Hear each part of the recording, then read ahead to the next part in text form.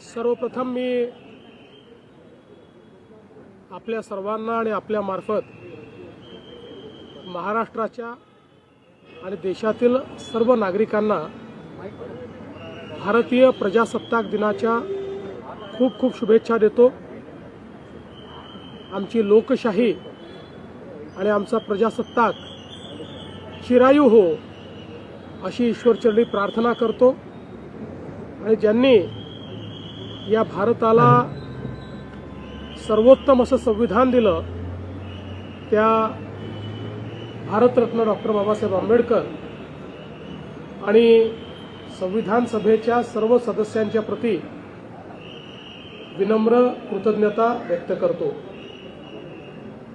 आज अतिशय आनंदाचा क्षण आहे की मुंबई महानगरपालिकेच्या अग्निशमन विभागामध्ये नव्यानेच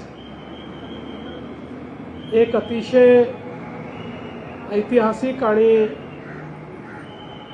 ज्याला जुनं मूल्य प्राप्त आहे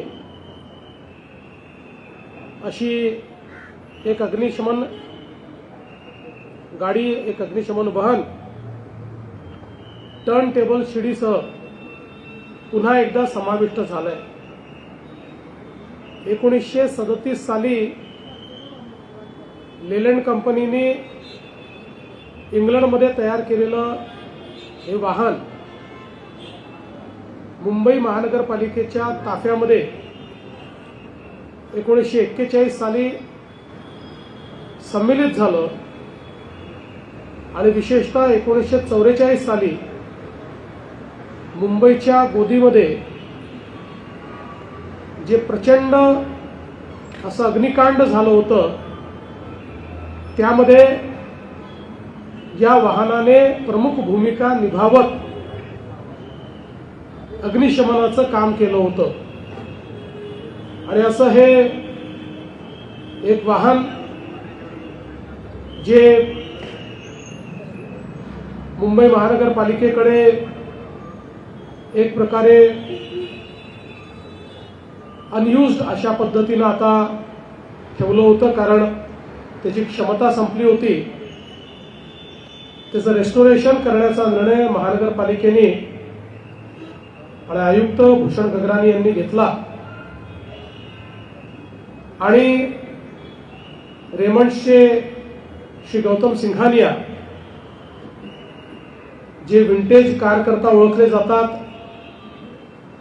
ज्यांनी विंटेज कारचं एक अतिशय भव्य असं म्युझियम तयार केलेलं आहे, त्यांनी हे आव्हान स्वीकारलं आणि मुंबई अग्निशमन दलाच्या सोबत कार्य करत 1937 हे वाहन पुन्हा सुस्थितीत आणलं आणि आज ते उपयोगात येऊ शकेल अशा पद्धतीनं त्याचं संपूर्ण रेस्टोरेशन करण्यात आलेलं आहे। 1937 साली टर्न टेबल पद्धतीची शिडी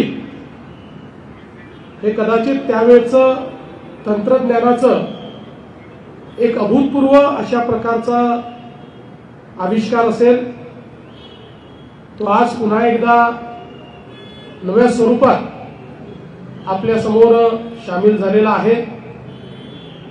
मुंबई महानगरपालिका आणि बृहन्मुंबई महानगरपालिकेचं अग्निशमन दल हे देशातच नाही तर जगातलं एक अत्यंत आधुनिक अशा प्रकारचं दल म्हणून प्रसिद्ध आहे।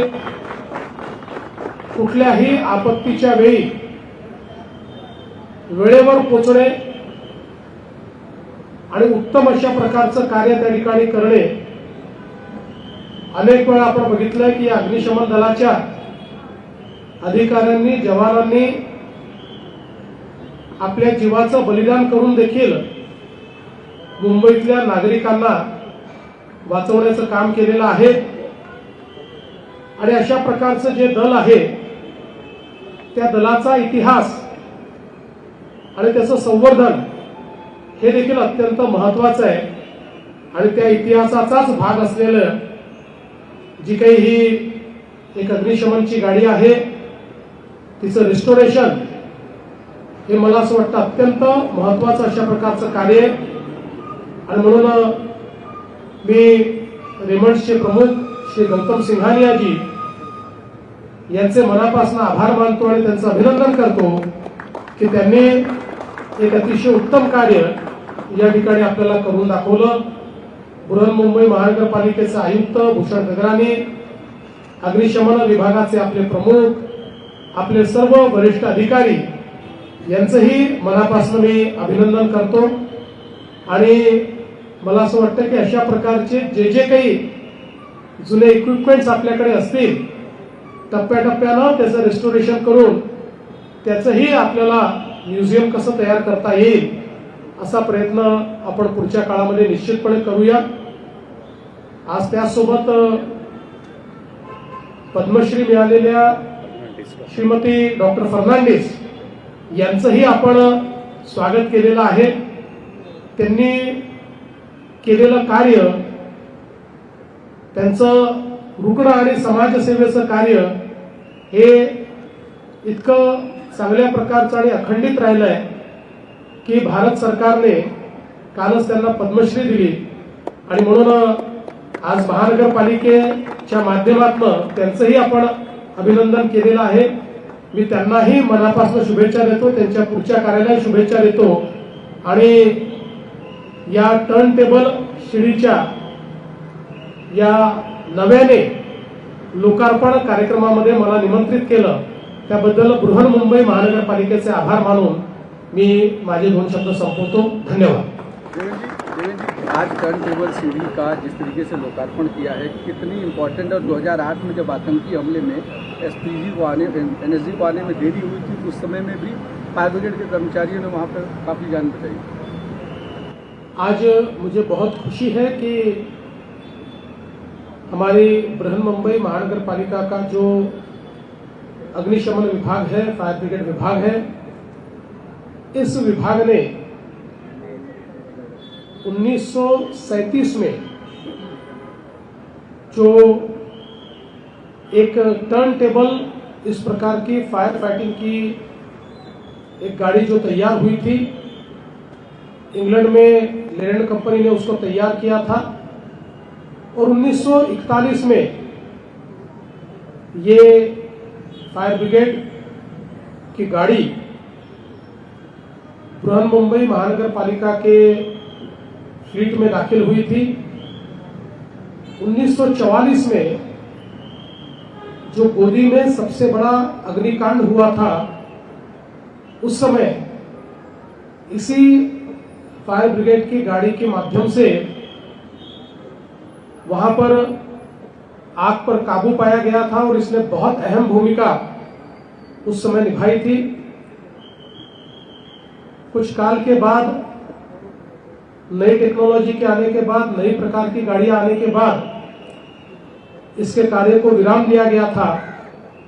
लेकिन इतने वर्षों के बाद महानगरपालिका के आयुक्त श्री भूषण गगरानी और फायर ब्रिगेड विभाग ने इसके रेस्टोरेशन का निर्णय किया और रेमंड्स कंपनी के मालिक श्री गौतम सिंघानिया जी, जिनको विंटेज कार रेस्टोरेशन के लिए और विंटेज कार म्यूजियम के लिए जाना जाता है, उन्होंने इस जिम्मेवारी को स्वीकारा और बहुत अच्छे तरीके से इस 1937 की फायर फाइटिंग के लिए उपयुक्त ऐसी गाड़ी का संपूर्ण रेस्टोरेशन किया. और आज फिर एक बार सेरेमोनियसली हमारी मुंबई महानगरपालिका की फायर फाइटिंग फ्लीट में उसको शामिल किया जाता है. मैं ऐसा मानता हूं कि बृहन्मुंबई महानगरपालिका का फायर फाइटिंग विभाग ये देश में और दुनिया में अपने कार्य के लिए जाना जाता है और कई ऐतिहासिक पलों पर अपने जान पर खेलकर भी और कई बार तो बलिदान देते हुए मुंबईकरों को अग्नि के तांडव से बचाने का काम ये हमारे इस फायर ब्रिगेड ने किया है और इसी इतिहास को जतन करने के लिए मैं ऐसा मानता हूं कि आज का एक कदम बहुत महत्वपूर्ण है कि इस इतिहास का साक्षी ऐसी इस गाड़ी को रेस्टोर किया गया है। मैं महानगर पालिका को बहुत बहुत शुभकामनाएं देता हूं। सर, दोन प्रश्न विचारायचे की एकतर महापालिकेवर भाजपने विजय मिळाल्यानंतर तुम्ही पहिल्यांदा आलाय, महापौर इथे कधी येणार आहे, कारण की तुम्ही दावा सुरू होता त्यामुळे हा विषय थांबला असं म्हणतात. आणि दुसरं की भगतसिंग कोश्यारी यांना जे पद्म पुरस्कार दिलाय त्याच्यावर राजकीय आरोप फार मोठ्या प्रमाणामध्ये होतात. भगतसिंग कोश्यारी जी यांचं एकूण जीवन जर आपण बघितलं तर अतिशय समर्पित जीवन जगलेला व्यक्ती म्हणून त्यांच्याकडे पाहता येईल आणि या देशाच्या एकूण प्रगतीमध्ये ज्यांनी हातभार लावला त्यांच्यापैकी ते एक आहेत आणि त्यांनी केलेलं सर्वात महत्त्वाचं कार्य म्हणजे आपल्या सेनेकरता 1 रँक 1 पेन्शन जी सेनेची मागणी होती त्या समितीचे संसदीय समितीचे अध्यक्ष भगतसिंग कोश्यारी जी होते आणि त्यांच्या रिपोर्टवर भारत सरकारने इतक्या वर्षाची जी सेनेची मागणी होती 1 रँक 1 पेन्शनची ती मागणी मान्य केली आणि त्यामुळे ज्या व्यक्तींनी हेच नाही तर पहाडी क्षेत्रातलं त्यांचं कार्य नेपाळसोबत भारताचे संबंध सुदृढ करण्याचं त्यांचं कार्य अशा विविध अंगी कार्यांमुळे त्यांना पद्मश्री दिलेली आहे.